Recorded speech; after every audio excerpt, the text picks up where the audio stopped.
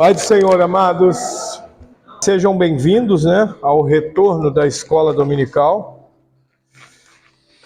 O material aí, quem não conseguiu imprimir ainda, tem recursos aí até mais barato aí. A irmã Fernanda parece que está fazendo 25 centavos cada folha. Então, assim, se eu não me engano, o preço mais barato próximo é 50 centavos cada folha. Então ela está fazendo pela metade do preço. Então já é uma grande bênção, Vamos orar, Porque quando se trata de algo que nós vamos aprender de Deus, do Espírito Santo, de Jesus, a gente tem que pedir a Ele que abra a nossa mente. Amém? Porque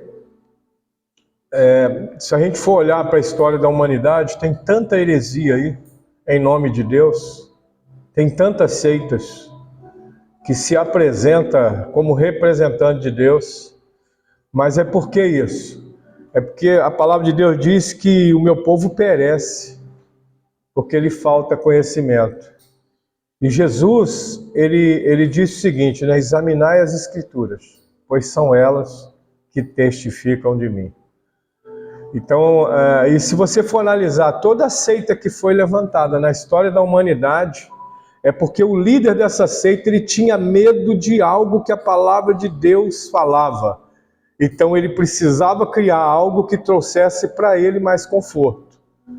Mas se você olhar na Bíblia, a Bíblia não oferece conforto para nós, ela oferece refrigério. Ela oferece socorro bem presente na angústia. Amém? Mas ela não diz, vocês não vão passar angústia, vocês não vão passar lutas, vocês não vão ter... A Bíblia não diz isso. Ela diz que o Senhor vai estar conosco. Amém? A Bíblia não nos tira da fornalha, ela nos salva...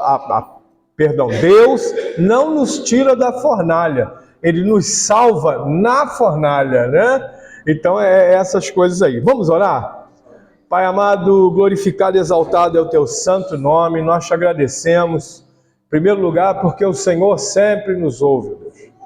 Estamos aqui nessa classe, hoje, o retorno, o primeiro dia desse retorno. E o Senhor sabe a sede que nós temos.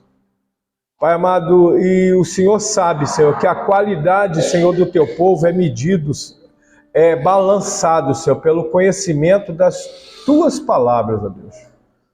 Então que o Senhor nos use, cada um de nós, não somente aquele que vai ministrar a aula, mas que o Senhor nos use para que juntos possamos aprender de Ti, em nome de Jesus. Amém e amém. Então aí, quem já está com a impressão aí, nós já vamos começar, embora, eu vou fazer aqui uma síntese do que nós vamos estudar nesse curso, Você vê, nós vamos estudar agora, hoje, a introdução à teologia, bibliologia, nós vamos conhecer como foi formado, como foram formados, o cânon bíblico, sagrado. Nós vamos estudar mais profundamente a doutrina de Deus, cristologia, que é a doutrina de Cristo, a martiologia, que fala sobre o pecado, a sua origem, a ética cristã, antropologia, que é a doutrina do homem, pneumatologia, Espírito Santo, introdução ao Antigo Testamento, introdução ao Novo Testamento. Nós vamos pular eclesiologia. Vocês viram lá no grupo que eu falei que da página tal à página tal não era para imprimir? Está tudo em branco, não é isso? Você olha lá, está tudo em branco. É porque esse material teve um erro nesse material. Um erro de emissão dele. Mas essa aula eu vou concluir ela lá no final, ela vai ficar mais para o final. Exegese, hermenêutica, homilética. Essas três matérias, elas são importantíssimas. Por quê? Porque se você quer ser um explanador da palavra de Deus, quer ser um mestre, você vai precisar dominar essas três matérias. A exegese é um estudo prático. O que a exegese vai fazer? Olha só, eu trouxe aqui alguns livros meus. Por exemplo, tá vendo aqui, My Pilmer, isso aqui é um batista, tá? Americano. Ele escreveu esse material aqui maravilhoso, através da Bíblia, livro por livro. Então, o que ele vai trazer para você? Você vai encontrar aí na internet esse livro. Não deve ser caro, deve custar menos de R$50, mas o conteúdo dele é, assim, poderoso. Ele vai falar, por exemplo, sobre cada livro da Bíblia, quem é o autor, qual é o contexto histórico. Ele vai fazer um esboço da mensagem daquele autor, dividido. Então, assim, você vai conhecer a Bíblia. Nós vamos estudar aqui, bibliologia. Mas você compra um livro desse, isso aqui é um material de apoio, amém? Que vai te enriquecer de conhecimento. Então, Mike Pillman, através da Bíblia, livro por livro, Mike Pillman. Esse livro aqui era do meu pai, tá vendo aqui, juvenil? Mas eu peguei, ele não gosta de ler mesmo, mas eu gosto, entendeu? Então, eu fui para cima. Então, esse aqui, outra coisa que nós temos aqui, ó. Lá em Eclesiologia, que nós vamos estudar lá no final, nós vamos estudar sobre a formação da igreja, a partir de Pentecoste, né? E tudo. E eu tenho aqui um exemplar, eu não sei nem falar o nome desse cara aqui, são dois, né? A história do cristianismo. Essa história do cristianismo, ela vai fazer um tratado desde ali do ano 65 para frente. Amém? Vai falar sobre o catolicismo, vai falar sobre o início da reforma cristã, protestantismo. Então, assim, vai falar, tá vendo? 1200 a 1300, perseguição na Europa. E a Inquisição. A gente ouve muito falar sobre a Inquisição, entendeu? Dentro da igreja. Lá na igreja católica você não vai ouvir eles falar de Inquisição, porque é a maior vergonha para eles. Mas aqui nós vamos descobrir também que tem muitos pontos que para nós protestantes é vergonhoso. Vergonha. Entendeu? Tem muitos pontos. Se você acha, a igreja hoje chegou num nível, é muito escândalo, quando você vai para a história do cristianismo, você vai ver coisas absurdas. Você vai ver protestante matando católico em nome da sua fé. Você vai ver católico matando protestante em nome da sua fé. Então, assim, os dois lados... Você vai cair, talvez você vai chegar à conclusão, poxa, nós estamos muito bem, olhando para isso aqui, olhando para esse contexto, amém?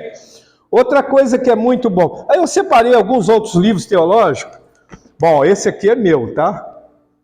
Amém? Instituto Teológico Shekinah, isso aqui é um volume 1, volume 2, ele é um curso básico de teologia, ele vem em 2 volumes. Entendeu? Eu creio até que esse curso que nós vamos fazer é um pouquinho mais profundo que esse aqui. Ele já é mais para um nível médio, tá? Trouxe alguns livros de um dos grandes institutos bíblicos do Brasil, que chama o IBAD, Instituto Bíblico das Assembleias de Deus. Ele se eu não me engano, tem mais de 70 anos. Entendeu? Muitos pastores na denominação Assembleia de Deus e outras mais denominações foram formados dentro desse instituto. A sede dele, o campus dele, eu já conheci lá. Hoje está meio assim, meio desértico, porque ninguém está querendo estudar teologia. Mas ele é em Pindamonhangaba, entendeu? Pindamonhangaba é um instituto grande, cheio de salas, tem alojamentos e tudo. Hoje, eu falo para vocês, hoje está meio deserto. Você chega lá, se você encontrar 20 alunos lá, talvez o pessoal lá vai ficar bravo comigo. Mas olha, muito profundo, tá? O nível de estudo deles. E eles são reconhecidos pelo MEC, tá? Que é uma outra coisa muito rara hoje no Brasil. Eu trouxe aqui também, ó, Teologia Sistemática, uma perspectiva pentecostal. Esse aqui foi lançado pela CPAD, Stanley M. Orton, é um pentecostal, é um avivado, muito bom para você que quer estudar teologia. Noções, isso aqui é legal, esse livro aqui, ó, tá? Esse aqui, se eu não me engano, é Betânia. Peraí. Esse livro, ele foi escrito por um brasileiro, né?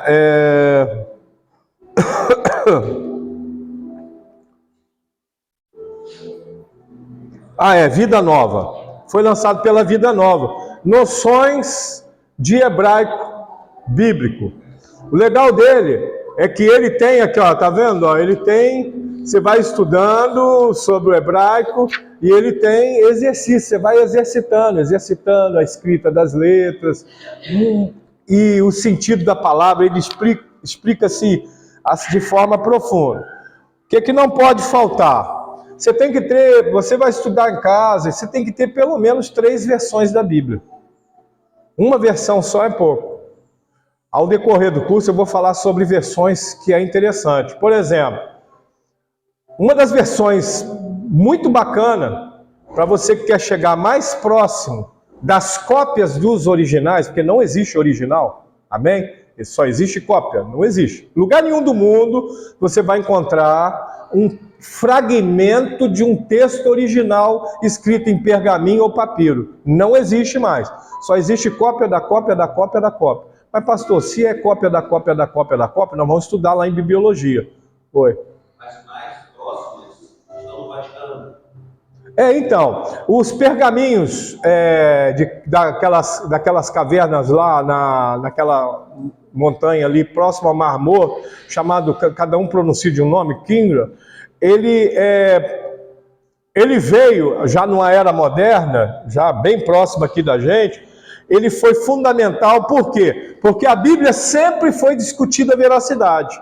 E os pergaminhos encontrados lá, eles foram escritos antes de Jesus.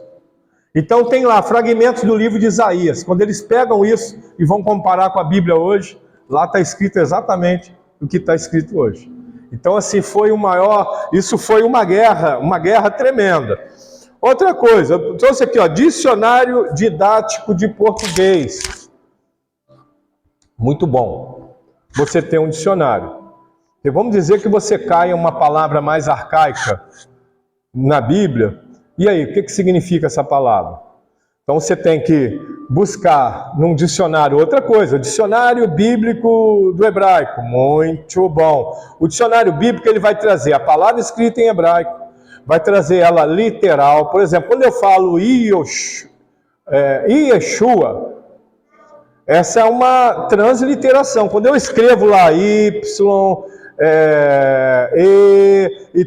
no português, eu estou fazendo uma transliteração do hebraico.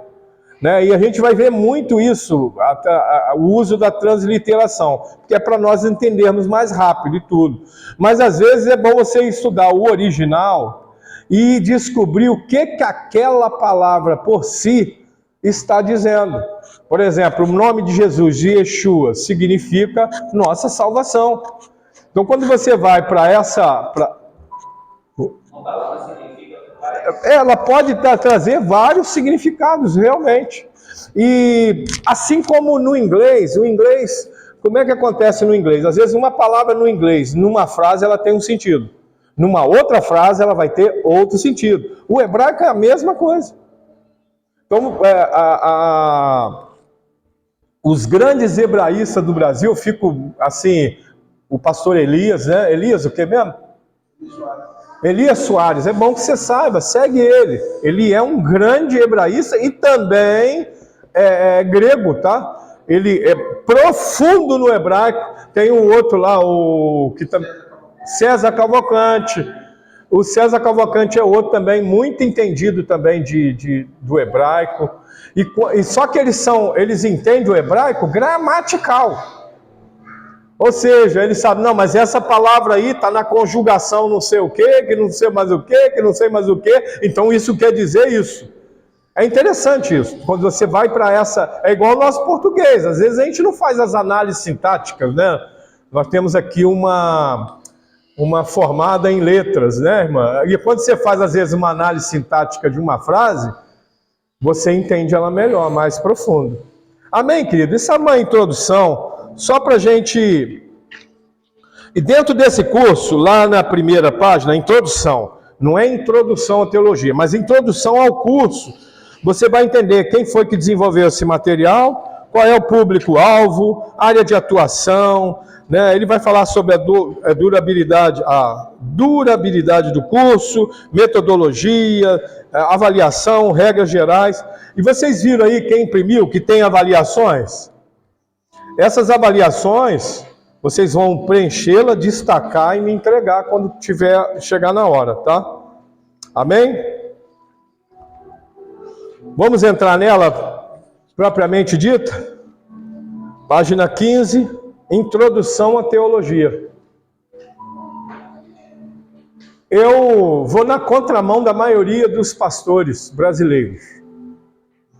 Os pastores brasileiros, eu conheço um monte, que fez curso de teologia, fez doutorado em divindade ou em missiologia, fez pós-graduação em antropologia espiritual, fez pós-graduação em bibliologia, fez pós-graduação em exegese, fez um monte de coisa. Aí ele vira e fala para a igreja assim: irmãos, é bobeira estudar teologia. Estuda teologia não. E eu sempre fiquei irritado com esses homens. Eu falei assim, o cara tem 10 cursos na área da teologia e está falando para a igreja não estudar teologia. Ou seja, isso às vezes não é maligno, tá? Não é de forma maligna. Mas é uma coisa assim, não, eu fico por cima e vocês aprendem comigo e pronto, acabou. Entendeu? Não faça isso não, tá, querido? Estude. Ah, pastor, eu posso estudar teologia reformada? Pode, querido. Pode. É diferente do que eu sigo. Eu sou arminiano. Aliás, eu não sou arminiano, eu sou cristiano. Eu sigo Jesus Cristo. Mas eu gosto das ideias teológicas de Armínio. Elas encaixam mais naquilo que eu aprecio. Eu sou pré-tribulacionista. Entendeu? Mas se você for pós, não vai atrapalhar a gente chegar no céu. Entendeu? Quem é pós e quem é pré, se tiver caminhando em retidão, vai chegar no céu junto, independente de ser pré ou pós. Amém? Então a gente defende às vezes teses teológicas, orientações teológicas, mas isso não é a regra de fé. A regra de fé é que Jesus Cristo é o Filho de Deus, que Jesus Cristo é Deus e que nós só vamos ser salvos por causa da graça de Deus manifestada em Cristo Jesus, que nós só vamos para o céu se nós formos fiéis a Deus. Então assim, já viu que eu não creio naquele negócio, uma vez salvo, salvo para sempre. Eu não creio nisso. Se você se entregou para Jesus, agora você tem que se manter na fé. Amém, querido? Porque aí o camarada cai, por exemplo, num adultério, né? Por quê? Porque ele foi tentado, e você também foi tentado, mas não caiu no adultério, você vai para o céu junto com o cara que então, poxa vida, não valeu a pena você ser tão forte assim e lutar tanto contra o pecado. Então Deus é justo. Amém? Então vamos lá. Introdução à teologia.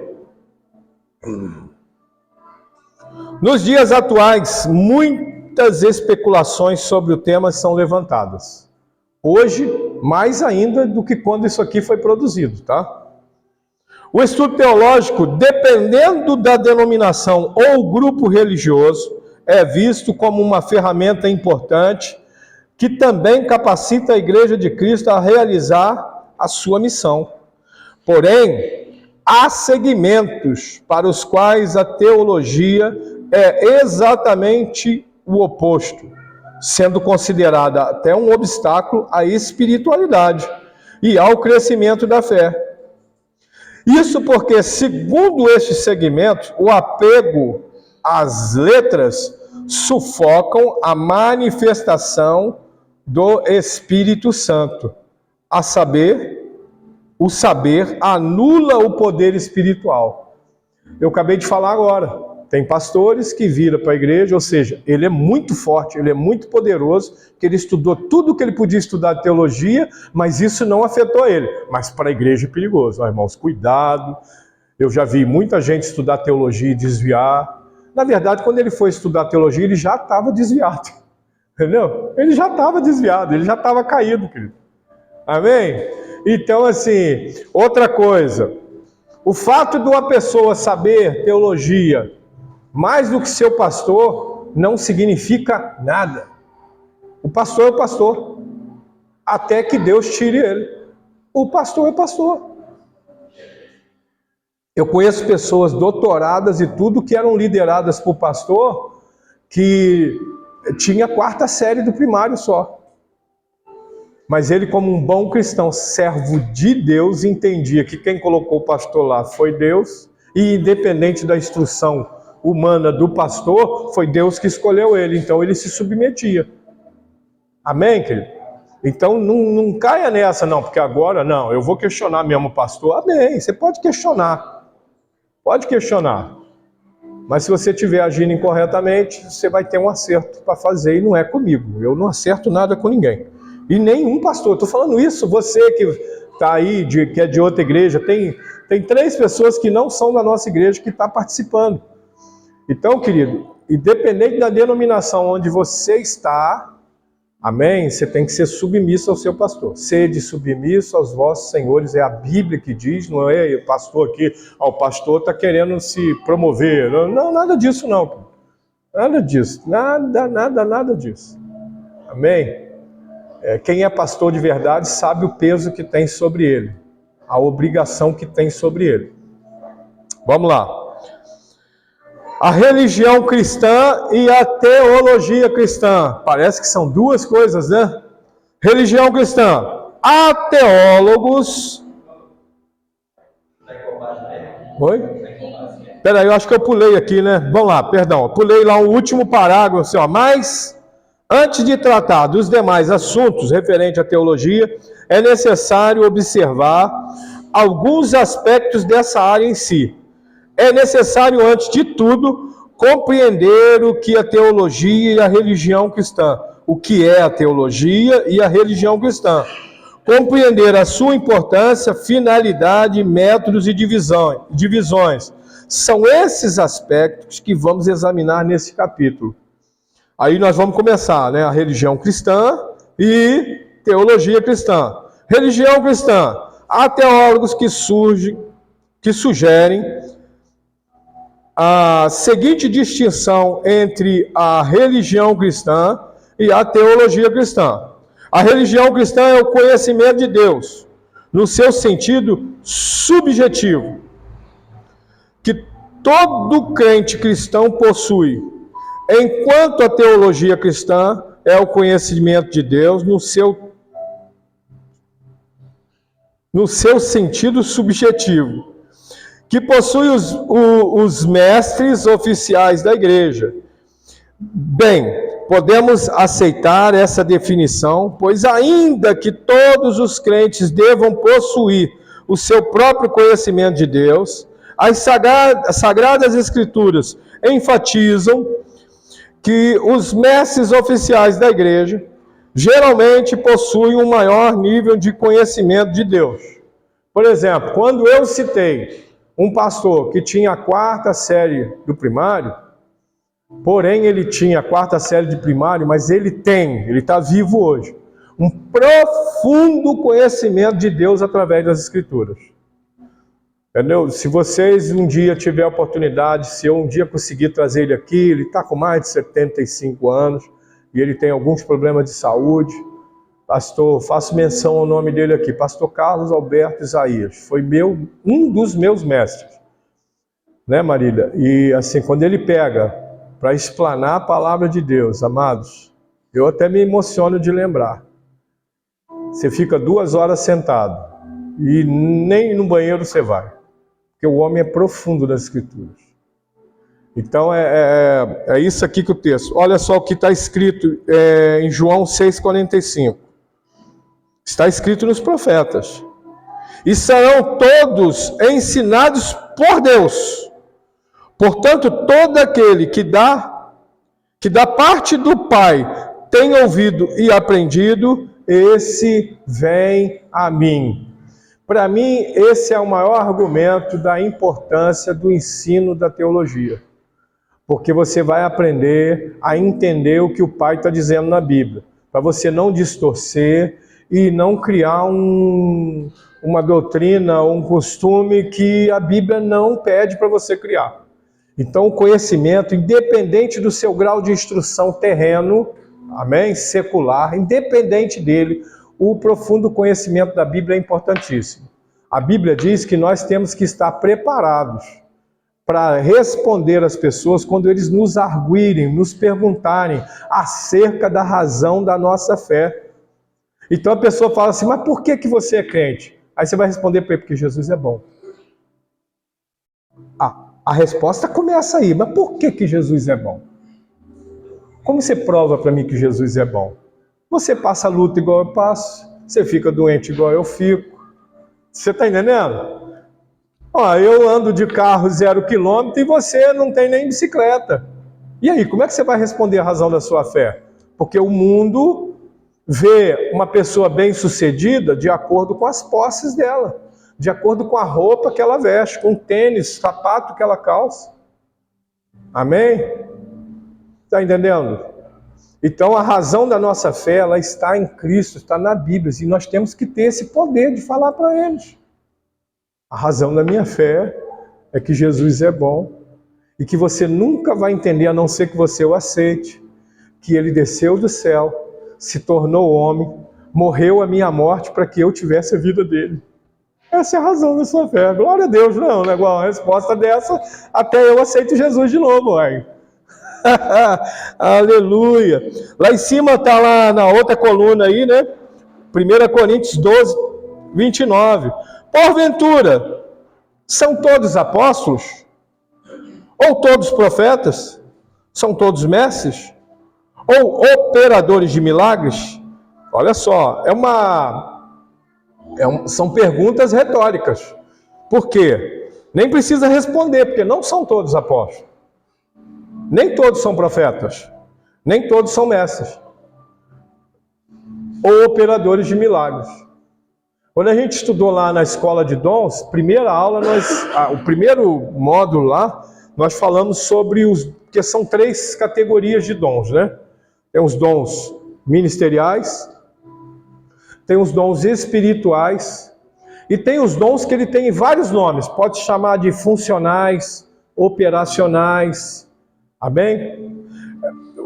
A primeira classe de dons são 5 dons: apóstolo, profetas, evangelistas, pastores e mestres. E a Bíblia, quando fala sobre isso, quando Paulo escreve sobre isso, ele fala, e uns ele chamou para apóstolo, ou seja, ele não chamou todos para apóstolo. Outros ele chamou para profeta, não chamou todos para profeta. Outros ele chamou para evangelista, ou seja, não chamou todos para evangelista. Outros ele chamou para pastores, e ainda outros mestres. Embora eu ache que pastor tem que ser mestre. Quem foi chamado para pastor, ele vai receber 2 dons ministeriais. Isso é eu. A Bíblia não diz que para ser pastor tem que ser mestre, mas para ser mestre não precisa ser pastor. Mas pastor tem que ser mestre.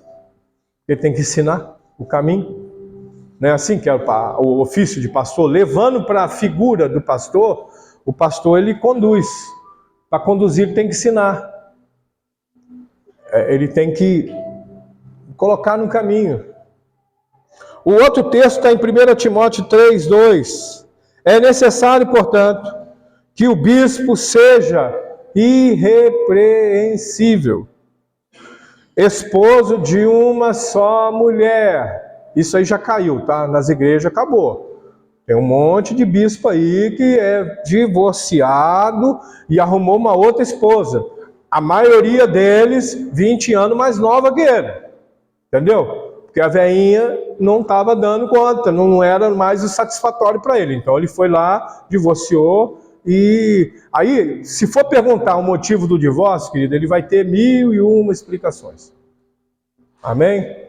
Alguns, foi a própria esposa que divorciou, porque não aguentava ele mais. Na igreja ele era aquele bonitão, santinho, aquela palavra carinhosa, dava carinho para todo mundo, abraçava todo mundo, agradava todo mundo, que é o segredo do fracasso, amém? Agradar todo mundo, mas em casa ele era um cavalo.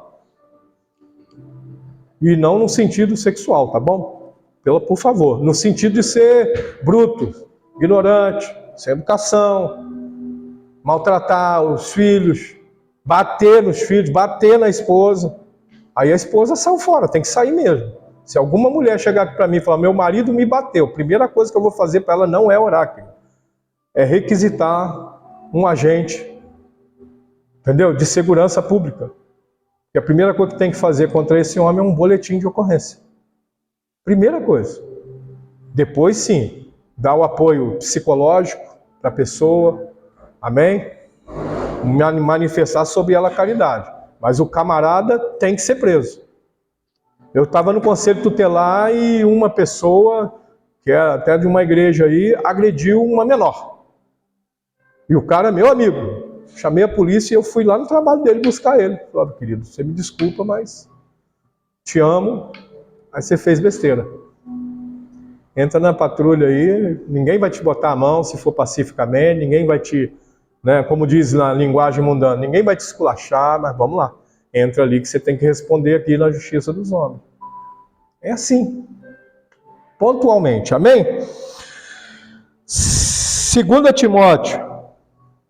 Aqui ainda diz, ó, marido, no 1 Timóteo 3,2, ainda fala esposo de uma só mulher.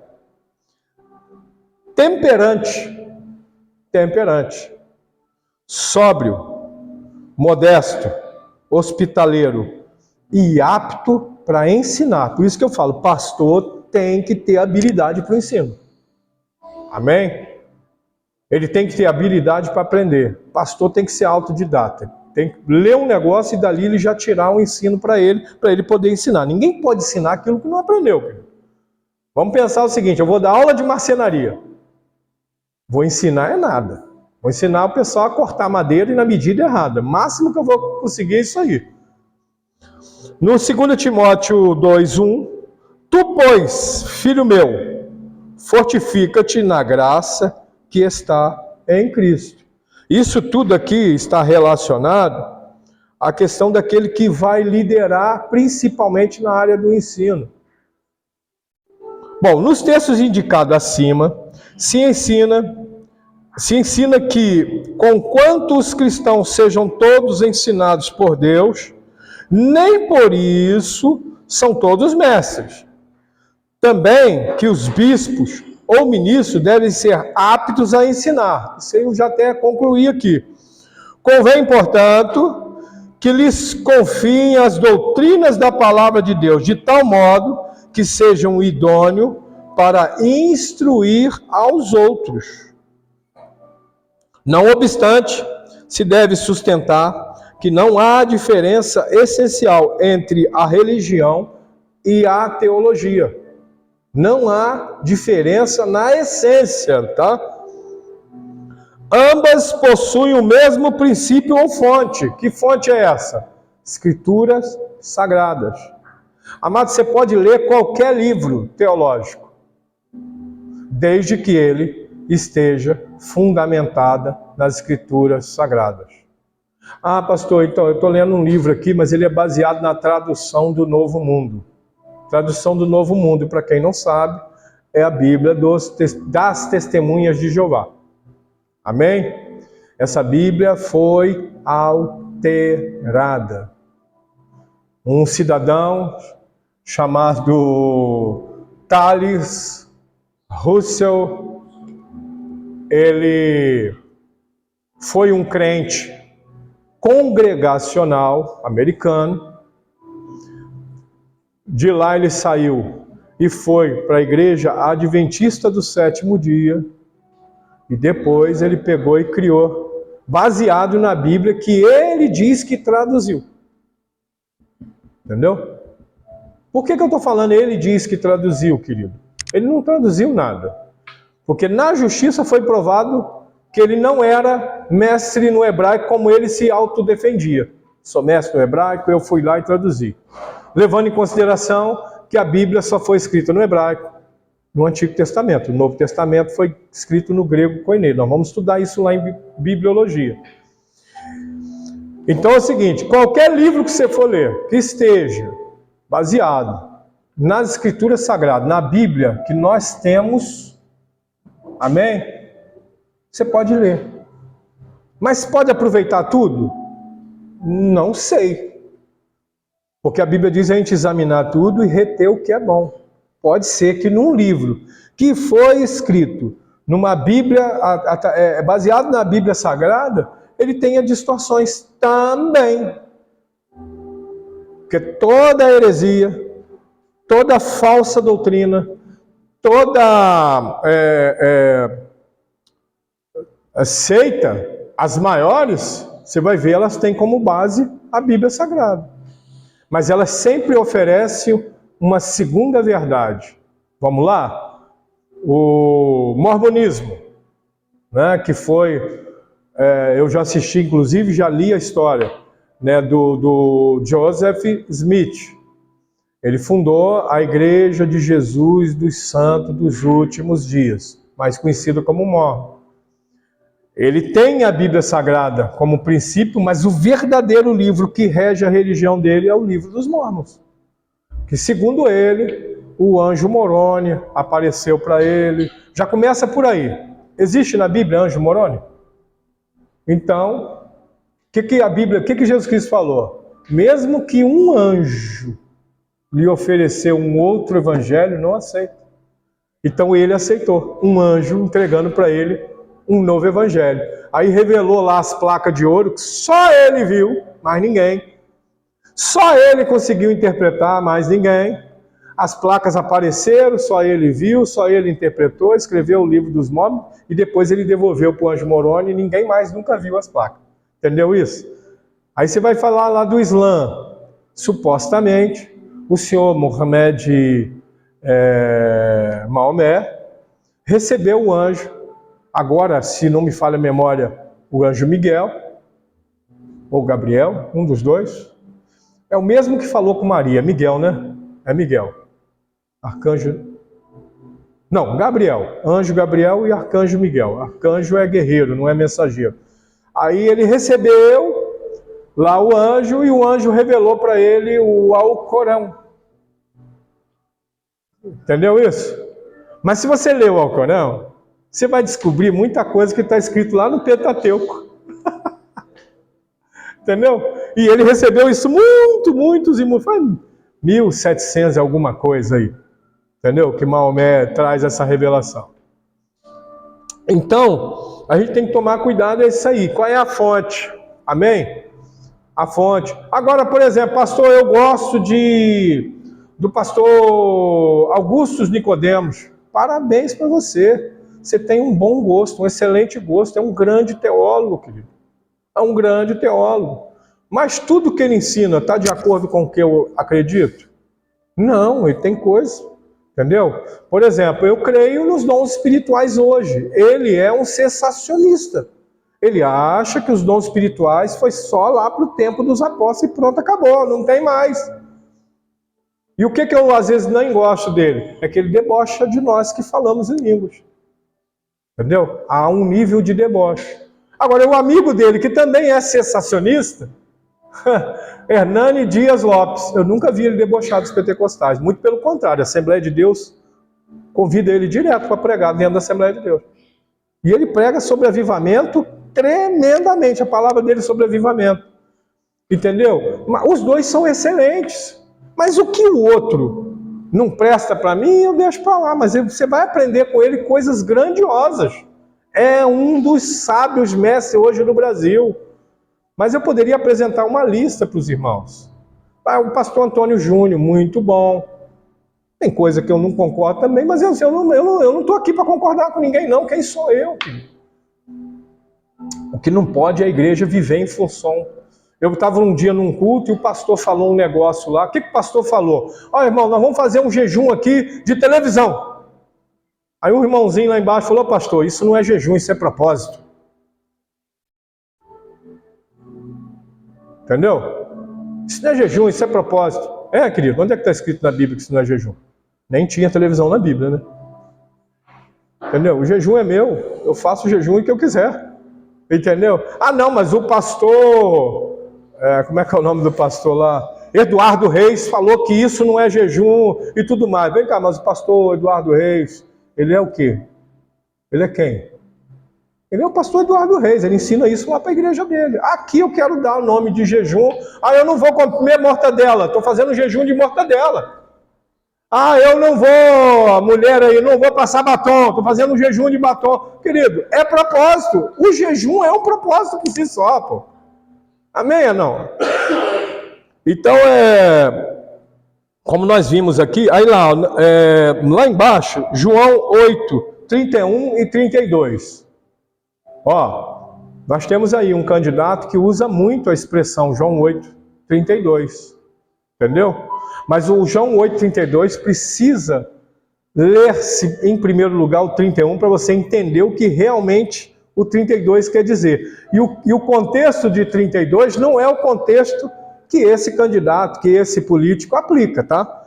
Então aqui, ó, o 31 e o 32 junto diz o seguinte: disse, pois, Jesus aos judeus que haviam crido nele. Então, para quem, olha lá, isso é regra da exegese e hermenêutica.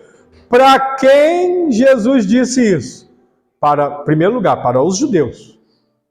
E que judeus são esses? Que havia crido nele. Isso é uma chave para você entender o texto. Tá bom? Se vós permanecerdes na minha palavra, sois verdadeiramente meus discípulos. Aqui cai aquela questão lá, uma vez salvo, salvo para sempre. Porque Jesus está falando para os judeus que creram nele. Se vocês permanecerem na minha palavra, verdadeiramente sois meus discípulos. Se vocês não, vamos julgar o contrário, eu não sei como é que fala isso em português. Como é que é isso em português? Antagônico? Eu não sei. Mas ó, se você levar para o contrário, se vocês não permanecerem na minha palavra, vocês não são meus discípulos. É isso que ele está dizendo sem ter falado. Ele diz, só é meu discípulo quem creu e permaneceu na minha palavra. Aí depois ele fala o seguinte, e conhecereis a verdade, e a verdade vos libertará. Então, aonde é que está essa verdade? Está na palavra dele. Você está entendendo? Isso aqui já é uma hermenêutica do texto. Entendeu? E essa palavra que está nele, o que Jesus fala antes lá? Aí vem a questão de você pegar texto e também considerar o contexto. Ó, e conhecereis a verdade, e a verdade vos libertará. Que verdade é essa? Essa verdade é o próprio Cristo.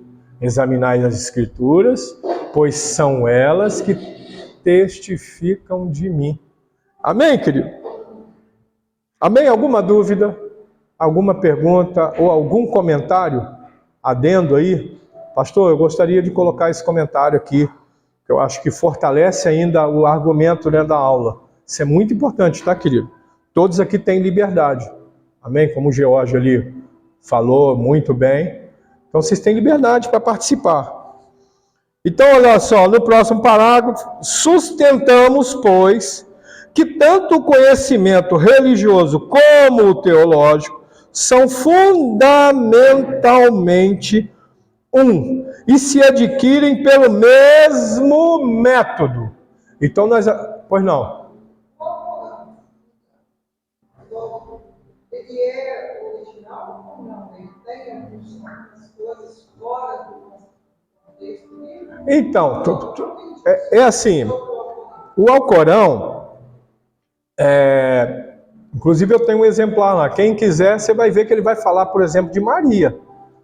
Por exemplo, um muçulmano, querido, eles creem que Jesus nasceu de uma virgem, que a concepção de Jesus foi uma concepção milagrosa, diferente dos judeus. Entendeu? Estão entendendo isso? Então, para vocês terem uma ideia, ô filho, não faz isso não, reflexo não. Então, se você for ver bem os costumes deles, eles inclusive reverenciam Maria. No Líbano, isso foi o próprio... Eu trabalhei com um libanês, muçulmano sunita, amém? Inclusive era o presidente de uma mesquita lá em São José. Na verdade, São José só tem uma mesquita. Parece que Taubaté tem 2 mesquitas. São Paulo tem um monte. E ele falou que na catedral católica lá no Líbano, A imagem de Maria que tem lá, quem doou foram os muçulmanos. Aí tem uma história aí, querido, que aí é a história que a gente tinha que uma hora separar para estudar. Que o Islã foi patrocinado pelo catolicismo para combater o judaísmo. Então é uma história. Entendeu? Tem que esmiuçar para a gente entender melhor. Mas aí, voltando ao Corão, eu entendo que Maomé não recebeu nada. Ele leu lá os Pentateuco, conheceu o Pentateuco, e ele foi e criou um novo livro aí, como se fosse uma revelação. O Pentateuco são os 5 primeiros livros do Antigo Testamento, tá? Gênesis, Êxodo, Números, Levíticos e Deuteronômio. São os 5 primeiros livros da Bíblia. Então, esse é um dos conhecimentos dele, mas ele também conheceu a história de Jesus, inclusive nos livros fala, no Alcorão fala. E são versos, ele é bem poético e tudo. O mais louco aí é que dizem que Maomé era analfabeto, mas que milagrosamente ele escreveu o Alcorão. Aí já tem outras histórias aí, que ele teve uma junta de pessoas, que ele falava, coloca aí. Então, de base bíblica, o Alcorão só tem Pentateuco. Eu não posso dizer que nem que é base bíblica, porque ele botou do jeito dele. Não, eu sei, mas a referência, no caso. A referência dele é o Pentateuco, alguma coisa de históricos. Por exemplo, no Alcorão vai falar sobre Ismael, que é o Ismael. Vai falar sobre Agar, só que ele tem a história dele. O primogênito é Ismael, para os muçulmanos. Essa é a guerra de Israel, com os muçulmanos com Israel, é uma guerra de primogenitura. Entendeu? Nós somos os filhos legítimos. Entendeu? Nós somos os filhos da promessa. Também são filhos de uma promessa que foi dada circunstancialmente, por causa de uma circunstância. Amém? Mas tudo plano de Deus. Não está acontecendo nada fora do plano de Deus. Eu não sei se eu respondi, irmã. Entendeu? Então... É interessante que foi praticamente escrito por uma pessoa. E a Bíblia tem uma grande diferença. A Bíblia foi escrita em épocas diferentes, separadamente, porém com a mesma conotação e entendimento. Uma congruência, né? E o ajuntamento desses livros separados, escritos por anos, diversificados, foi feito com o concílio e foi classificado qual eram os livros escritos canônicos. Isso, assim, vamos falar assim, foi considerado por Deus. Aí foram separados e foi ajuntado, foi caminho, 64 livros. Mas aí, conclusão da situação, existem livros que foram escritos, mas não foram considerados com aspiração espiritual. Então, existem muitos livros separados, inclusive a Igreja Católica, no livro deles, na Bíblia deles, tem mais livros que a gente tem, por isso que essa diferença. Agora, para de pensar bem, um livro foi escrito há 100 anos atrás, o outro foi escrito há 500 anos atrás, o outro 200. E todos eles têm um alinhamento espiritual. Isso aqui é diferente. Não, porque se você for entender, são cerca de 80 autores diferentes. Olha só. De classes sociais diferentes. Você lembra quando eu falo sobre os 3 profetas? Eu acho isso tremendo, que profetizaram ao mesmo tempo. Um ficou em Jerusalém, terra praticamente assolada, que é o profeta Jeremias. Ezequiel ficou no meio dos escravos e Daniel na corte. Cada um num nível diferente de classe. Você pega Moisés. Moisés era um estadista. Moisés era um camarada matemático, astrônomo. E agora? Entendeu? Astrônomo, né? Ele entendia de astrologia, ele entendia de matemática, entendia de ciências ocultas, porque ele cresceu dentro do palácio de Faraó. Tudo o que eles... E o Pentateuco foi escrito por Moisés. Depois você tem lá livros que foi escrito por profeta, que era juiz e era também um sacerdote. Vai pegar Samuel. Samuel escreveu primeiro, segundo Samuel e também primeiro e segundo Reis. Entendeu?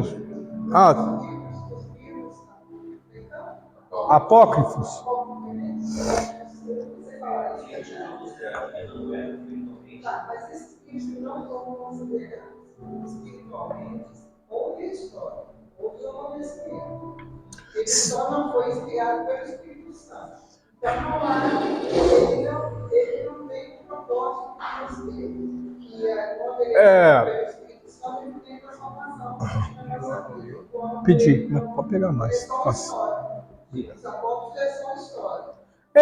Tem livro apócrifo, que eu vou falar um negócio para vocês assim, eu tenho medo às vezes de falar isso, porque está sendo gravado, se bem que eu vou mandar só para os alunos. Olha só, no meu, que são fantasias, entendeu? Bel e o Dragão. Tem. Agora, Primeira e Segunda Macabeus são livros para você conhecer aonde que foi formado o primeiro e o segundo livro dos Macabeus. No que a gente, evangélico, chama de período interbíblico. São 400 anos que nós entendemos que Deus não enviou nenhuma comunicação ao homem. Entendeu? 400 anos de Deus não comunicar com o homem. Aí surgiram grande parte desses livros apócrifos. E agora, o que eu considero importante, Primeiro e Segunda Macabeus, que vai falar sobre a guerra, né? Que era uma família. Os Macabeus era uma tribo, uma família, e inclusive um deles tinha um Jesus Macabeus lá, tinha o Judas Macabeus, que eles fazem uma insurreição contra o domínio romano, entendeu? Mas foram sufocados. Mas aí você vai, tem que ler o livro. Mas para mim é só história. Mas aí tem mais coisa aí que, por exemplo, tem essa questão de fazer oração aos mortos.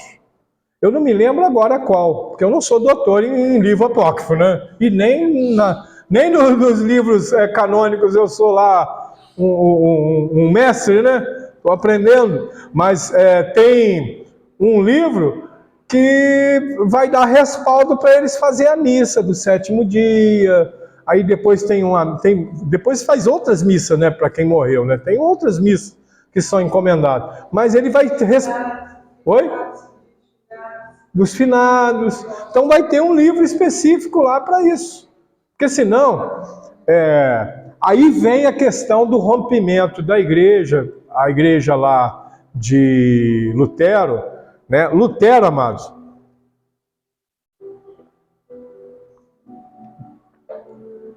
ele foi o iniciador da reforma. Ele não reforma a igreja, ele começa a reforma da igreja.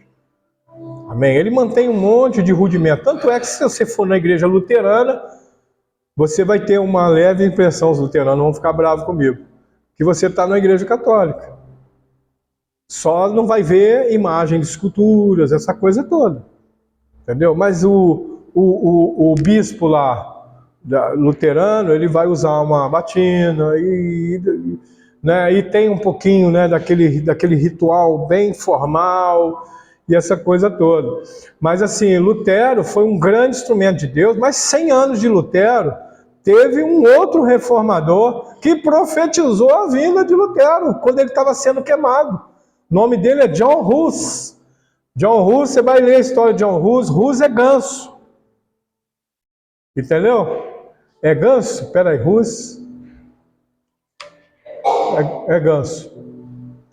Mas ele profetiza que Deus ia levantar. Agora eu não lembro se ele usa a expressão águia. Eu não lembro se é exatamente águia que ele fala.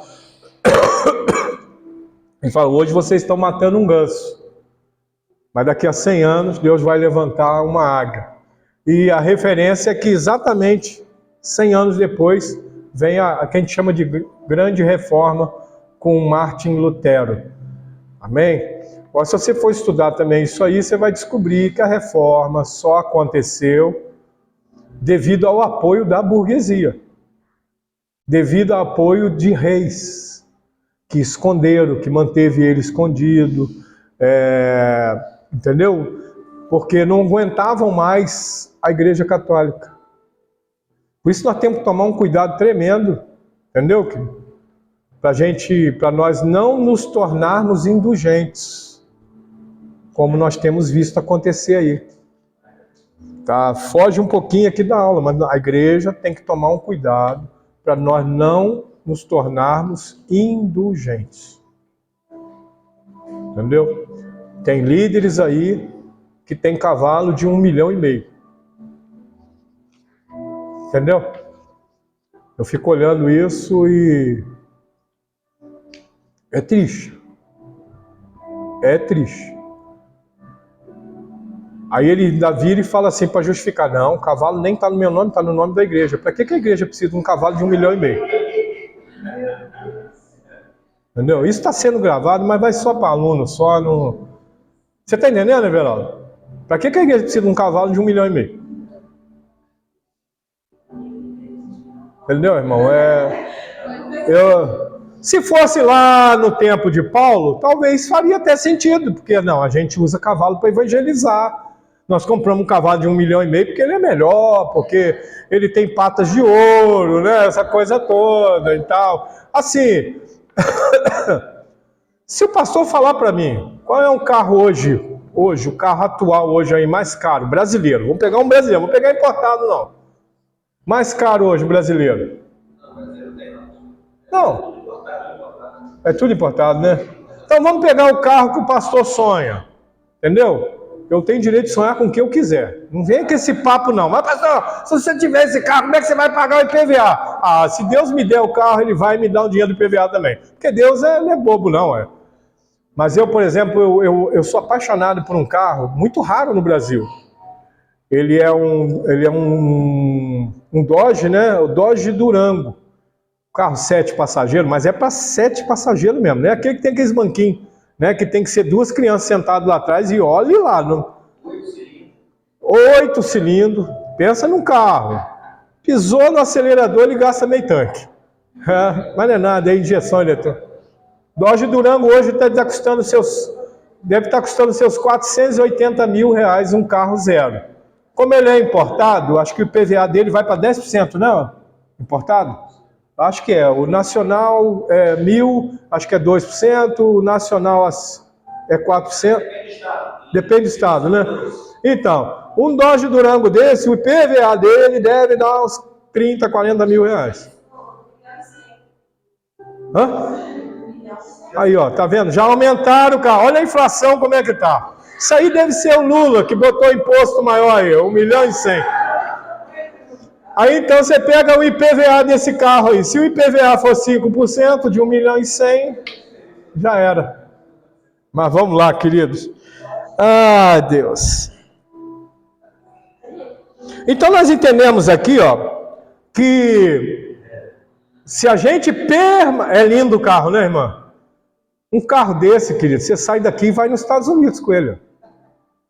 Entendeu? Tem que ter dinheiro, né? Abastecer, pagar pedágio, essa coisa toda. Não é só... Oi, irmã? Muito bom gosto, né, irmã? Imagina se eu tivesse dinheiro igual tem bom gosto, hein? Eita, que benção! Aí seria bom mesmo. Mas aí é que tá, irmãos. Se Deus me der a condição de comprar esse carro, talvez eu vou querer mudar para Paris. Aí acabou o ministério. Eu desvio do ministério. Desviar da graça eu não vou não, mas do ministério é bem provável. Então, às vezes, Deus não faz certas coisas porque Deus não está preocupado comigo. Presta bem atenção. Ele me ama, mas não tem pena de mim não. Tá? Ele não teve pena nem do próprio filho. Não poupou Jesus. Aí, Deus quer preservar a obra dele. O objetivo de Deus é isso aí. Por isso é que nós somos escravos dele. Amém? Eu sei que fica mais gostoso vocês ouvirem servos, mas servo é escravo. Por isso que Paulo falou, ai de mim, se eu não vos pregar esse evangelho. Então, no próximo parágrafo aí, sustentamos, pois, que tanto conhecimento... Já li isso aqui, né? Não? Sustentamos, pois, que tanto conhecimento religioso como teológico são fundamentalmente e se adquirem pelo mesmo método, estudando a palavra de Deus com fé, meditação e oração. O que quer que seja que não se tome das Sagradas Escrituras ou que vá além delas, não é nem religioso, nem teologia, mas especulação. Eu gostaria até de acrescentar aqui heresia e seita. Amém? Qualquer coisa. Por isso que a gente tem que tomar muito cuidado. Por exemplo, no nosso meio, nós somos uma igreja avivada. É possível que haja uma revelação no nosso meio? É possível que haja uma revelação. Vamos dizer que essa revelação seja uma revelação profética. O que é profético?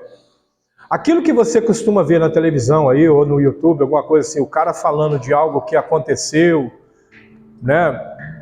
Não, porque o irmão, tal dia assim, estava em tal lugar, com a camisa tal cor, que você estava conversando com tal pessoa, que não sei o que. Isso não é profecia, porque profecia aponta para o futuro. Amém? Se isso é de Deus, ele é apenas uma visão. Ou até uma revelação, mas não é profético. Profético... Glória a Deus! Aleluia! Esse é o meu sonoplausta. Sonoplausta. Parabéns, Isaac. Começou muito bem. Vocês estão entendendo isso, amados? Então, a gente precisa entender o seguinte. O que é profecia? Profecia aponta para o futuro. Aí as pessoas falam assim, o camarada fala o que o outro fez 2 semanas atrás. Esse é profeta. Não é profeta. Não é profeta. Por isso que na Bíblia tem dom de profetizar e tem o dom de revelação. E aí? Entendeu? São 2 coisas diferentes. Amém? É preciso manter esta verdade contra a teologia racionalista, a qual afirma que a teologia cristã é qualquer coisa fundamentalmente diversa da religião, que fica para além dela, e em particular, que o teólogo cristão compreende intelectualmente os mistérios da fé, enquanto o cristão comum simplesmente aceita a fé.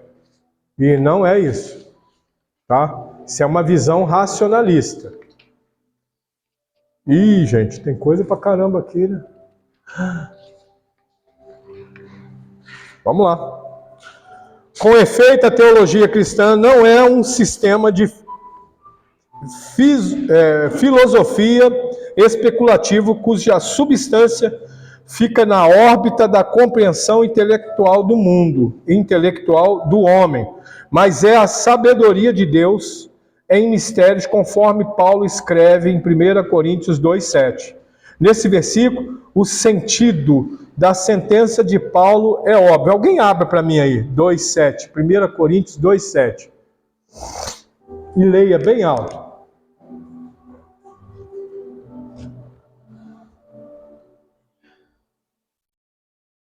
Louvado, engrandecido é o nome do Senhor.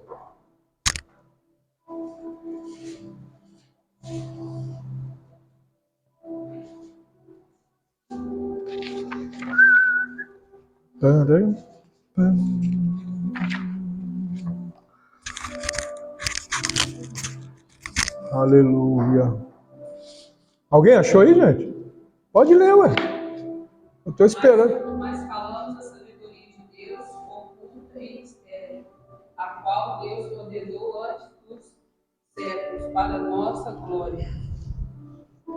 Leia de novo, irmã, que eu cheguei mais perto que a pessoa ouvi lá em casa. Ó. mas falamos a sabedoria de Deus, oculta em mistério, a qual Deus ordenou antes dos séculos, para a nossa glória. Antes dos séculos. Então nós falamos da sabedoria de Deus, né? Nesse versículo, o sentido da sentença de Paulo é óbvio. Em falando da sabedoria de Deus. Proclamamos um mistério. Muita coisa que você vai falar da palavra de Deus com um não crente, uma pessoa que não tem o Espírito Santo, ele não entende. Eu me lembro com uma coisa simples, eu fui falar com uma pessoa da família, né, que Jesus é Deus, e Deus sempre existiu. Aí ele falou assim, mas Jesus não nasceu de Maria? Ele não consegue entender que o Jesus que nasceu de Maria é o Deus encarnado, mas que já existia antes da fundação do século, sempre existiu. Ele não conseguia, não, isso aí eu não consigo entender. Um Deus... Oi? Para nós é simples. Jesus é Deus, e ele vem, Maria encarna, se torna homem. Jesus fala que quem vê a mim vê o Pai. Quem vê o Pai vê a mim. Não é forte? Então é mistério, por isso é mistério, pode falar. Mas aí, nós estamos vivendo pela fé, é um mistério. Então ele só vai entender isso quando ele tiver fé. Porque entender dentro da nossa racionalidade humana, ela está além da nossa compreensão humana. Está além da nossa compreensão humana. Exatamente. E esse crer aí é fé. É fé. Então, enquanto ele não aceitar Jesus e ter essa fé, porque tem coisas que a gente não consegue. Eu entendo pela fé. Pela fé que eu tenho. Eu creio. É igual, irmã, por exemplo, o conceito da Trindade. Nós vamos estudar isso em teologia. Eu vejo, às vezes, alguns pregadores tentando usar coisas do nosso universo aqui para tentar explicar a Trindade. Ela é inexplicável. Aliás, tudo que é Espírito. parte do Senhor é espiritual pela fé. É. Porque o que tem aqui é concreto. Por isso que foi criado Deus, porque as pessoas precisavam ter fé e ver ao Pai. Deixa eu falar um negócio aqui para vocês. Fazer a carne. O ser humano, né? Exatamente. A gente tem essa tendência. Essa tendência. Acreditar naquilo que ele pode ver. Pode ver. Eu também, né? Também tem que ver a fé. Ô, irmã, você quer ver que coisa absurda? Então eu acho que vem pela fé. Olha só que coisa absurda. Esse entendimento aí, eu acho que Não, ele é complicado. Sem fé é impossível. É igual, por exemplo, se hoje num culto chegar aqui um cego e o pastor Vinícius chamar o cego aqui na frente, cuspir no olho do cego, falar seja curado. Olha que coisa nojenta aqui. Entendeu? Ou então o pastor Vinícius pegar ele, vamos ali fora comigo, cuspir no chão ali, fazer um barro, passar no olho dele e falar vai lá no banheiro agora e lava o olho. E o homem voltar enxergando. Mesmo que o homem volte enxergando, o pastor vai receber um monte de pedrada. Outro dia eu vi uma cena de um pastor pegar água, botar na boca e cuspir na cara do outro. Quem está de fora, às vezes a pessoa, quem publicou isso, publicou de forma jocosa, maligna e tudo mais. Mas eu falo para vocês assim, ele estava lá, ele sabe o que aconteceu antes, durante e depois? Fora de contexto. Você postar só isso aí, fora de contexto. Qual é o contexto dele cuspir? Então, mas aí aparece um monte de crente embaixo e comenta assim, absurdo, olha o que a igreja está virando, não sei o que lá. Mas Jesus fazia uns nossos doidos desses, gente. Entendeu? E aí? Paulo não mandou o menino lá tomar um pouco de vinho por causa das dores no estômago que ele tinha? Se for hoje, se o pastor falar isso, pastor, que isso? Está mandando os irmãos tomar vinho, pastor? Sangue de Jesus tem poder. Está amarrado. Que não sei o que lá. E vinho é vinho, querido. Ele não mandou tomar suco de uva. Aí na ceia, se alguém falar, mas pastor, na ceia era suco de uva. Claro que era suco de uva, era Páscoa. Não podia se comer e nem beber nada fermentado. Era suco. Tanto que Jesus fala, não mais beberei do fruto da vide. Na verdade, é como se ele estivesse falando em inglês, não vou beber mais juice. de uva. Entendeu? É isso aí que ele estava falando, era suco, era só ela espremida, não, e tinha que ser espremida momentos antes, porque ela já começa a fermentar, então não podia beber nada levedado. Então a Bíblia, ela tem esses negócios aí, mas vamos lá, a gente tem que adiantar aqui. O teólogo só é teólogo cristão quando crê implicitamente em Cristo e aceita incondicionalmente a sua palavra. Teologia cristã, vamos ver se a gente corre aqui e para a semana que vem a gente vai entender da finalidade, né? Do ponto de vista etimológico, o termo teologia pode ser definido como a palavra concernente a Deus, tá? Porque a teologia, teo é Deus e logos é palavra. Entendeu? Quando você lê lá o livro lá, João capítulo 1, ele fala que no princípio era o Logos. E o Logos era Deus. E o Logos estava com Deus. No princípio era a palavra. E a palavra era Deus e a palavra estava com Deus. Isso é grego, tá, querido? Então, em livros e tratados do termo, designa o conhecimento de Deus como inerente ao teólogo. A teologia é, portanto, uma teologia, isto é, uma palavra, uma fala ou expressão sobre Deus. É o estudo sobre a revelação de Deus, ou seja, sobre a expressão dos seus pensamentos. E o logo é também o estudo sobre a sua própria pessoa. Portanto, teologia é o estudo sobre Deus, sua obra e sua revelação. Não é estudar Deus, tá, querido?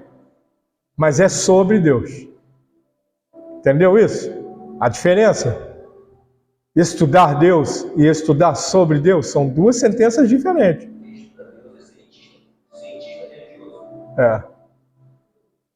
E que não vai chegar a lugar nenhum. A maioria deles ficam loucos. Ficam loucos. Porque não tem como. Bom, vamos lá. Em sua acepção comum, o termo teologia não aparece nas Escrituras Sagradas.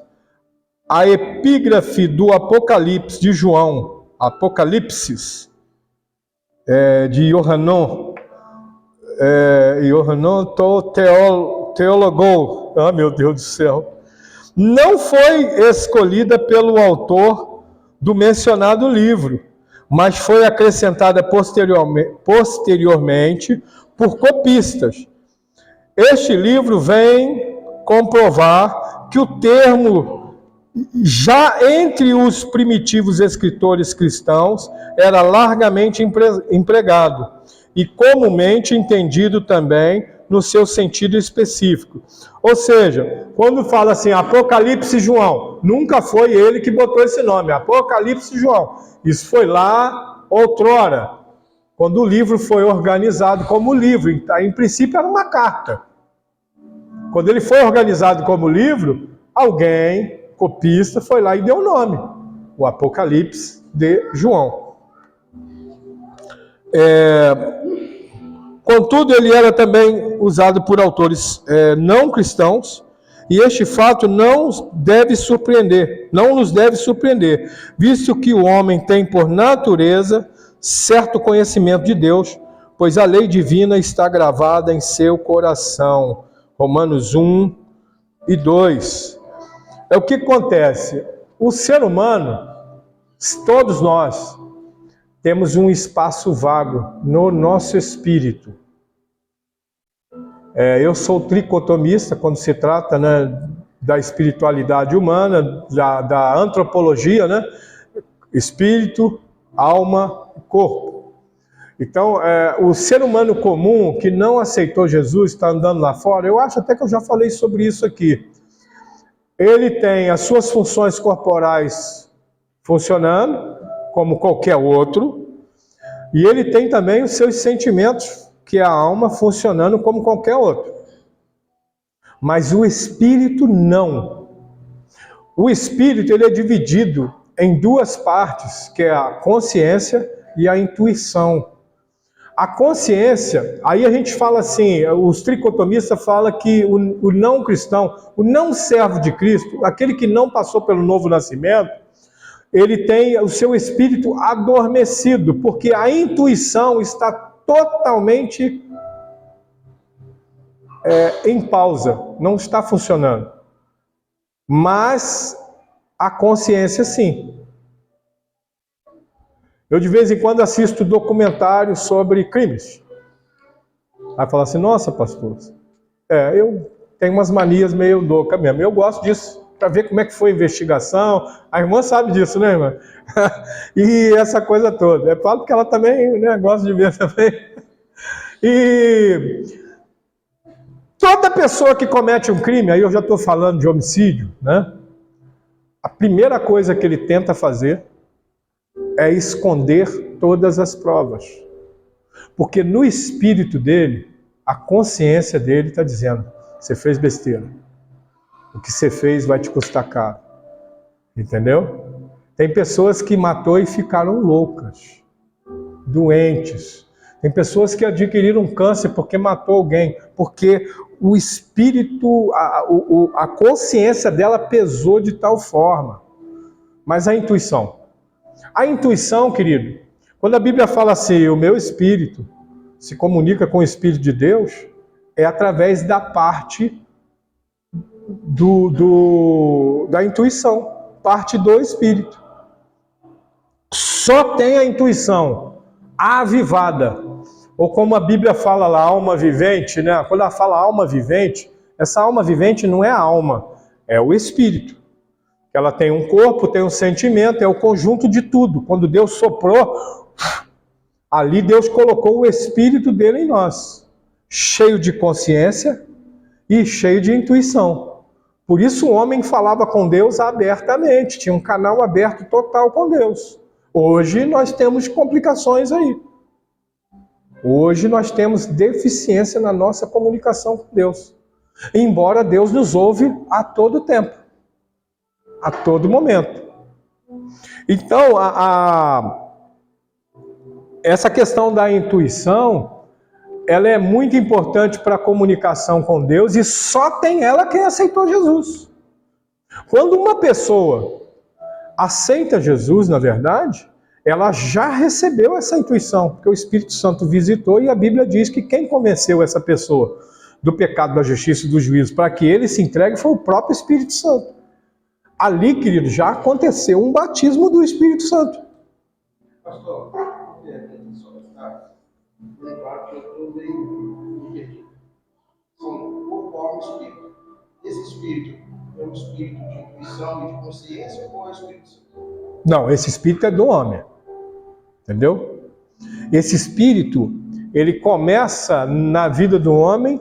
Na verdade, o homem só ganha vida depois que esse espírito é soprado nele. Ele é o hálito de Deus. Lá no hebraico é ruah. Ruah, sopro. Então o Espírito Santo, agora, o Senhor falou, ele vem para avivar esse espírito e tornar ele a presença de Deus. Tornar ele avivado. Aí ele tem consciência. Agora a consciência dele está mais aguçada, mais avivada ainda, mas ele tem agora a intuição. A intuição, vamos colocar o seguinte, vamos pegar aqui o positivo e negativo, um circuito elétrico, né? Positivo e negativo.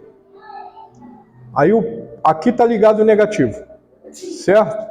Vamos dizer que esse negativo é a consciência. O negativo está funcionando? Tá, mas não está havendo giro ou caminho de corrente. Esse caminho só vai acontecer quando você liga o positivo. Aí a corrente passa pelo circuito, alimenta, seja o que for lá. E é mais ou menos isso aí, só para ilustrar. Então, quando nós aceitamos Jesus, a intuição é o positivo, ela é ligada em Deus. Aí a coisa começa a funcionar. Aí você lê um texto bíblico e Deus fala contigo mais rápido ainda, entendeu? Amém ou não amém?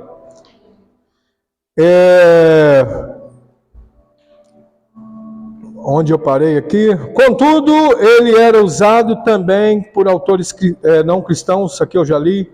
Assim, embora não encontremos na Escritura a palavra teologia, ela é bíblica em seu caráter. Em Romanos 3,2 encontramos os oráculos de Deus. Em 1 Pedro 4,11 encontramos oráculos de Deus. Em Lucas 8,21 temos a palavra de Deus. Essa expressão oráculos, né, ela não é muito comumente usada, né, no meio cristão, mas é o que está lá no original, no grego. Visto que este vocábulo não aparece nas Sagradas Escrituras, o seu uso não nos deve preocupar e se pode empregar na teologia sacra em diferentes sentidos, desde que não se represente coisas que já por si são condenadas pela própria palavra de Deus. Emprega-se o termo corretamente, de acordo com a Sagrada Escritura, quando mesmo designa o conhecimento especial de Deus que possui aqueles que são chamados para exercer um ministério. Em outras palavras, conhecimento especial dos pastores e mestres da igreja. Tá? Confira aí 1 Timóteo 3,2. O conhecimento especial de Deus que se requer daqueles que são chamados para preparar os ministros e professores cristãos para sua sublime vocação, ou conhecimento especial dos professores de teologia, Timóteo 2,2. Conhecimento geral de Deus, que possuem todos os verdadeiros crentes, em especial os cristãos experientes, cujo conhecimento das coisas espirituais tenha sido aprofundado pela muita meditação, oração e experiência prática na sua profissão de Cristo. Profissão aqui não é, né, trabalhista não, mas a profissão de fé, na sua confissão. Deste modo, eles próprios, no seu âmbito limitado, estão capacitados para ensinar outros. Conhecimento especial de determinadas partes da doutrina cristã, em particular a doutrina da divindade de Cristo e da Trindade. Nesse sentido, foi Gregório de Nazianza, chamado de o Teólogos, por haver defendido a divindade de Cristo com especial distinção. E Basílio aplicou o termo teologia à doutrina da Santíssima Trindade. Isso aí são chamados, né, os pais da igreja, né, esses dois nomes que nós citamos. Outra coisa que você lá, quando você for estudar a história do cristianismo, nós vamos passar sobre isso aí, né, sobre homens que até eram católicos, que são chamados pai da igreja porque defendiam uma outra teologia à parte.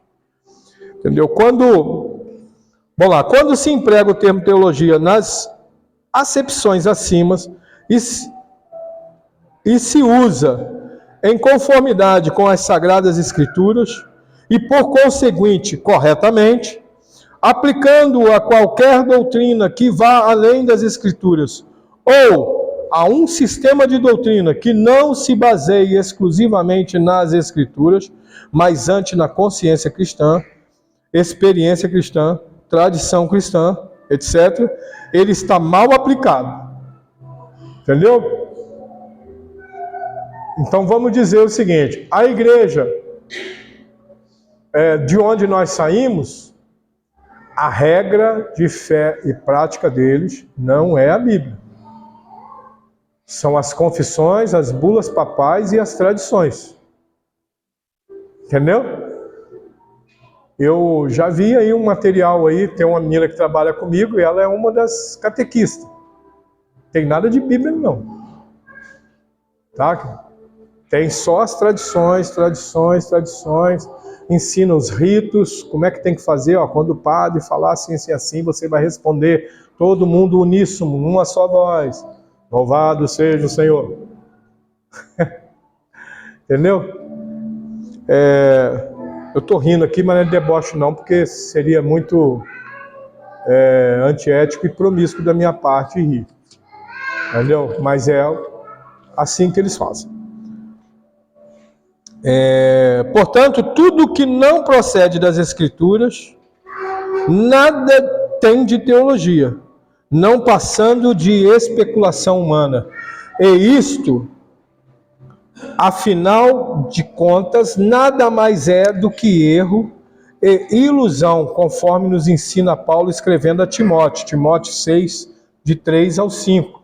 Se alguém ensina outra doutrina e não concorda com as sãs palavras do nosso Senhor, Jesus Cristo, e com o ensino segundo a piedade é enfatuado, nada entende, mas tem mania por questões e contendas de palavra, de que nascem inveja, provocação, difamações, suspeitas malignas, alterações sem fim, por homens cuja mente é pervertida e privados de verdade, supondo que a piedade é fonte de lucro. Então isso vem, quando você vê as seitas aí, você vai encontrar isso aqui, muito forte que está falando aqui o texto, tá? Então, para a gente terminar, vamos ler esse último parágrafo aí e deixar a finalidade da teologia para a semana que vem. Aconselho os irmãos a lerem antecipadamente isso. Por quê? Porque se você fizer isso, talvez você vai assinalar pontos de dúvidas, e é bom que a gente tire essas dúvidas aqui. Amém? Empregamos nessa obra o termo teologia, quer de modo subjetivo ou concreto, para designar a capacidade espiritual para ensinar e defender a palavra de Deus. Em suma, trata-se da capacidade de exercer as funções do ministério cristão nos moldes escriturísticos, ou seja, das Escrituras. 2 Coríntios 3, de 5 ao 6, 5 e 6. De modo objetivo ou abstrato, trata-se da designação da doutrina cristã, em que todo ou em parte apresenta oralmente ou por escrito. Timóteo 1, 13. Quem tem que entender é o seguinte: antes de Moisés, existia a lei? Não, vamos fazer diferente. Antes de Êxodo, que começa a lei ser promulgada ali em Êxodo, Levítico, Número, Deuteronômio, já existia a lei? Hã? Aí, ó. Já existia a lei. Ela não era escrita, era oral. Porque vamos dizer o seguinte: se não existia a lei, aonde que fala na lei sobre primícia? Aliás, onde que a gente vê na Bíblia sobre primícia? A gente só vai ver isso como lei escrita por Moisés. As ofertas de holocausto, escrito por Moisés. Mas por que antes disso, Jó, que é anterior a Moisés, oferecia sacrifícios pelos seus filhos? Por que Abraão ofereceu o sacrifício? Não tinha lei escrita. Por que vamos mais longe ainda, mais distante da nossa época ainda. Por que Caim separou, levou e apresentou para o Senhor do fruto da terra uma oferta? E por que Abel também fez o mesmo? De onde que eles tiraram isso? Está entendendo? Então, antes da lei ser escrita, já existia a lei. Tanto que Caim foi julgado pelo homicídio. Deus colocou uma marca nele e colocou um peso sobre ele. Só que Deus ali já criou uma lei. Ninguém também vai matar o cara, não. Quem matar ele vai ser amaldiçoado. Só para entender essa parte, pastor. Mas aí, no caso, é uma lei, mas é uma lei de acordo com o relacionamento que eles tinham com Deus. Que Deus tem que, como diz, passar para eles o que era para ser feito. De acordo com o relacionamento. Igual Abraão, ele tinha um relacionamento com Deus. Uhum. Então, não era específico igual Moisés, Bíblia. A lei determinava que Exatamente isso. eles pagavam por aquilo que eles não tinham feito. Se eles não cumprissem a lei. Mas com Deus também, eles tinham que se separar. Mas essa lei era determinada no coração deles de acordo com a gente. A senhora pensa o seguinte comigo, olha só para a gente entender sobre a lei oral. O que Deus fazia no jardim do Éden na viração do dia? Exatamente, visitava eles. Ele vinha. E o que ele passava para Adão? Entendeu? Então não está escrito na Bíblia que Adão ensinou Abel, ensinou Caim.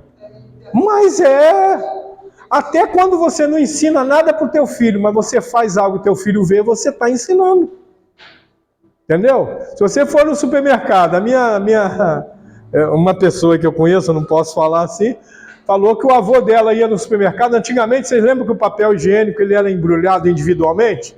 Aí o papelzinho, aí o que ele fazia? Ele abria aquilo ali, pegava sabonete e enfiava ali no meio daquele conezinho do papel higiênico e fechava. Então, e ele fazia isso na frente da neta. Ele estava dando aula para a neta sobre surrupiar. Não vou nem falar roubar, surrupiar. Ele pegava a caneta para fazer as anotações, botava nas orelhas e depois ia embora com a caneta. Na casa dele tinha um monte de caneta que era surrupiada no mercado. Entendeu, irmã? Aprendi o quê? A gente chama de tradição oral, mas é pelo exemplo, ensinar pelo exemplo. Por que Moisés escreve a lei? Porque aquele povo ficou 400 anos no Egito. 400 anos, eu posso dizer que são 4 gerações ou 8 gerações? Não, são 8 gerações. De 50 anos. 8 gerações. Então, 8 gerações depois, será que esse povo sabia da lei? Será que a tradição oral não foi perdida? Não foi esquecida? Não foi abandonada? Será que, muito pior ainda, a gente vê logo depois que eles chegam no deserto, entendeu? Por exemplo, somente a teu Deus adorarás, só a ele servirás. Chegou lá, eles pediram, faz um ídolo para a gente. Ou seja, eles tinham esquecido da lei. Eles tinham esquecido do Deus verdadeiro. Eles precisavam de um objeto para que eles fizessem culto. Se não tivesse aquele objeto, não dava para fazer culto. Aí é onde sai lá o famoso boi-ápis. E o culto era um culto muito feio, tá, querido? O culto ao boi-ápis incluía bestialidade, pedofilia, nudez e orgia. Tudo isso no culto, era uma podridão, era um nojo. Vocês acham que Moisés deu piti?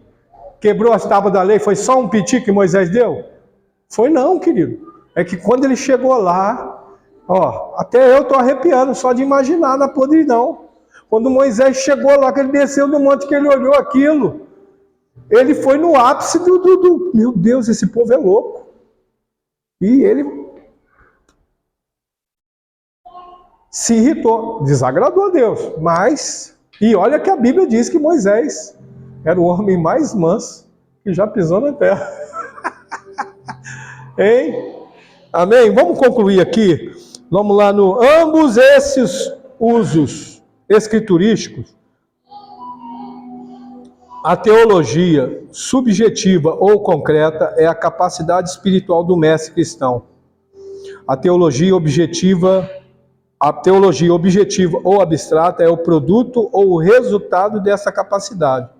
De qualquer forma, temos para nós que o primeiro sentido do termo é o principal, uma vez que se faz necessário se encontrar primeiro a teologia na alma de um indivíduo antes que ele possa ensiná-la e apresentá-la, seja por palavras, seja por escrito. Para o estudante ou teólogo cristão, essa distinção é de suma importância, porque o lembra constantemente de estudar teologia. Perdão, querido. Teologia não significa mera... Bom, para o estudante ou teólogo cristão, essa distinção é de suma importância, porque o lembra constantemente de que estudar teologia não significa a mera compreensão intelectual de uma série de fatos, mas sim a verdadeira regeneração, conversão e santificação do próprio coração, pelas quais se deve emanar todo o seu serviço ministerial. Então aqui não é adquirir conhecimento intelectual, é também, mas o principal é o crescimento espiritual. Quanto mais você se aprofunda no conhecimento da palavra de Deus, mais espiritualmente você deve acompanhar o seu crescimento. A Bíblia, quando fala errais por não conhecer as Escrituras e nem o poder de Deus, nós precisamos entender o seguinte, que se você for jejuar, orar, vai para monte, jejua, ora, vai para monte, jejua, ora, vai para monte, não estuda a palavra, você é um crente desequilibrado espiritualmente. Se você vai para a palavra, não ora, não jejua, não busca o Senhor, vai para a palavra, não ora, não busca o Senhor, vai para a palavra, não ora, não busca o Senhor, você é um crente desequilibrado espiritualmente, porque você se letrou, mas não buscou o crescimento espiritual. Então a Bíblia fala, isso chama-se temperança. O que é tempero? Ponto certo do sabor. Tempero é isso, nem muito sal, nem pouco sal. Então nível linear, do mesmo jeito que você é lá no poder, né? Nós somos uma igreja avivada, cheia do poder, no mesmo nível a gente tem que ser cheio da palavra. As coisas têm que ser equilibradas, tem que andar junto. Amém? Nem pode ser um crente, olha só, como é que diz a expressão, meu Deus? Um crente fanático. Tudo é espiritual, tudo Deus revelou, não porque Deus falou comigo, não porque eu vi isso, não porque eu vi aquilo, vi demônio. Amados, raramente eu vejo demônio. Eu já vi crente que só vê demônio o tempo todo. Tudo quanto é visão que ele tem um demônio. Falei, irmão, peraí, não tem nenhum anjo perto de tu, não, irmão, você só vê demônio? Vai jejuar e orar, tem um trem ruim aí. E o pior é que o fim da história sempre é ruim mesmo. Entendeu, querido? E o crente tem visão o tempo todo, tem visão, revelação o tempo todo. Tem hora que eu fico perto de crente que eu falo assim, nossa, eu sou uma porcaria mesmo, eu não tenho visão nenhuma. Nunca ouvi a voz de Deus falando comigo assim, já ouvi, tá, querido? Mas assim, muito que esporadicamente. E é o que a Bíblia mostra. Você pega os profetas, você não vê Deus falando com o profeta todo dia. Você vê que esporadicamente vem a minha palavra do Senhor. Não é isso? E veio a minha palavra. Tem profeta que entre uma profecia e outra levou 20 anos. Quando veio a palavra do Senhor. Ele veio a palavra do Senhor, era um rei. Passou 13 anos, veio a palavra do Senhor de novo para ele, já era outro rei. Entenderam isso? Então assim, aí você vai ver as Escrituras, vai comparar o que o camarada vê com as Escrituras, não bate. Se não bateu, querido, é fruto da mentalidade humana, da inspiração humana, da inteligência humana, da imaginação humana, mas não é revelação. Amém? Eu vou falar para vocês, senão eu vou ficar assim para vocês. Irmãos, Deus me revelou que é para acabar com a escola dominical. Aí nós acabamos com a escola. Vocês ouviram falar isso, que Deus me revelou? Não. Agora, Deus me revelou que é para voltar à escola dominical. Deus falou isso comigo? Também não. Foi o fruto do desejo, da vontade. Sugestão de irmãos, ô pastor, a gente precisa de mais ensino. Volta à escola dominical. E como eu sou escravo, entendam isso, querido. Eu estou aqui para servir. Então, se a igreja amanhã falar, pastor, 2 cultos só por semana é pouco. Bota um culto na terça-feira também, pastor. Amém. O de domingo agora estava lotado. De quinta-feira estava lotado. Não é verdade, Verão? Estava lotado o culto.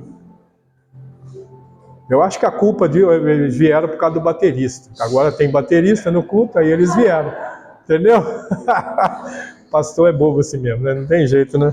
Né, irmã? Pastor é bobo assim mesmo, não tem jeito. Oh, meu Deus do céu. Vamos lá. Nos seus esboços da teologia doutrinária, o doutor A.L. esse nome é esquisito, Grebner, define como segue a teologia no seu sentido subjetivo ou concreto. Teologia é uma capacidade prática da mente, que abrange o conhecimento e a aceitação da verdade divina, conjuntamente com aptidão para instruir outros. Deixa eu só ver aqui, tá transmitindo. Para a aquisição deste conhecimento e para defender tal verdade contra os seus adversários. Já a teologia, no sentido objetivo, lá era subjetivo ou abstrato, aqui é objetivo ou abstrato, ele a define como sendo uma exposição oral ou escrita das verdades doutrinárias, princípios, por obra de conjunto de conhecimento, aceitação, manutenção e aplicação prática. O teólogo é teólogo? E a aplicação prática. O teólogo é teólogo. Então, semana que vem, começa aí até onde você puder ir, porque a gente vai ver o que o tempo... Hoje nós perdemos um tempinho com aquela introdução lá, mostrando sobre os livros, né? Então, semana que vem a gente vai concluir isso aí. Quero agradecer aos irmãos. Eu estou preparando também uma aulinha aí para as crianças, né? As crianças que já sabem escrever, por exemplo. Quem pediu? Ah, tá.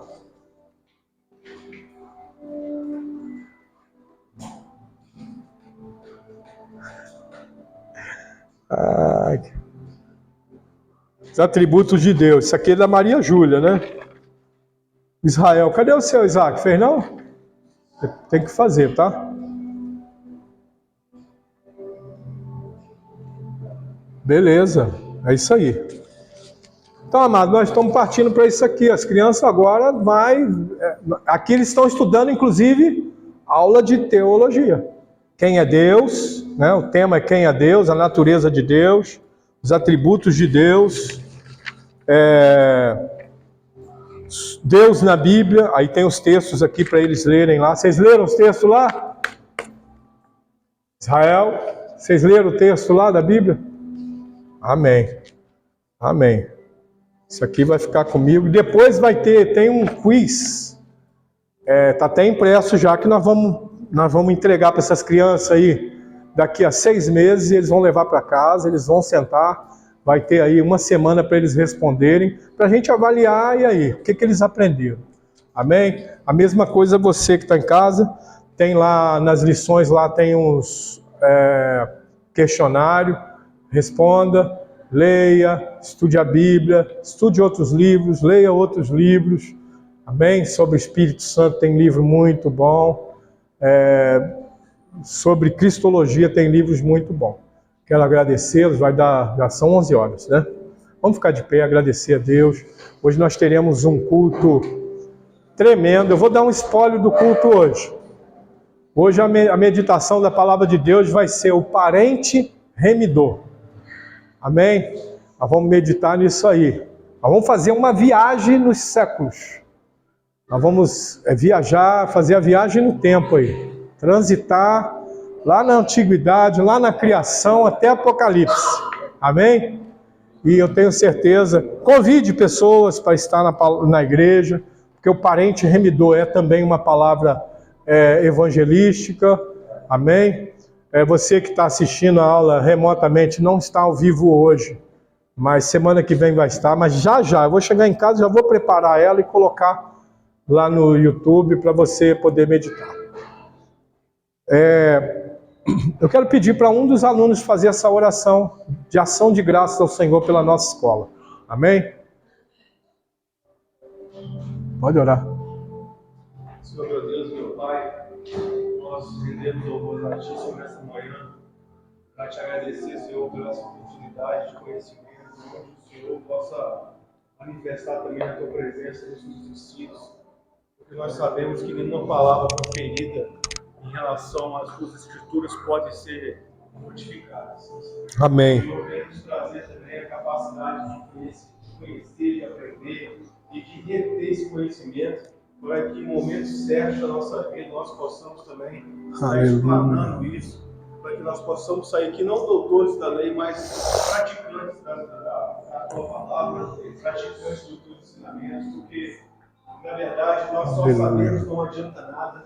E nós precisamos praticá-los, Senhor, e colocá-los no nosso dia a dia, para que nós não venhamos cair e não venhamos fazer outras pessoas também caírem com as nossas práticas. Então nós rendemos graças ao Senhor nesta manhã e pedir que o Senhor já venha preparar também à noite, Senhor, um culto maravilhoso. Visita-nos, Senhor, de forma sobrenatural. Ali, desde os louvores até a bênção apostólica, para que o Senhor seja manifestado e que toda honra e toda glória seja dada somente a Ti. Amém, Jesus. Agradecemos, Senhor, nesta manhã, concede-nos um dia maravilhoso na Tua presença e que as pessoas possam sentir o desejo de vir também buscar o Senhor. Nos surpreenda, Senhor, nesta noite, com pessoas que a gente não imaginava estar aqui, mas que venham entrar nessas portas, Senhor, e que elas possam ser alcançadas, assim como nós também. Amém, Jesus. Amém. Amém, amém, amém. Vamos na graça do Senhor, amém, queridos? Deus abençoe. Amém. Vamos preparando aí o nosso espírito. Sábado agora, próximo sábado, nós vamos fazer o evangelismo lá no Maringá. Amém?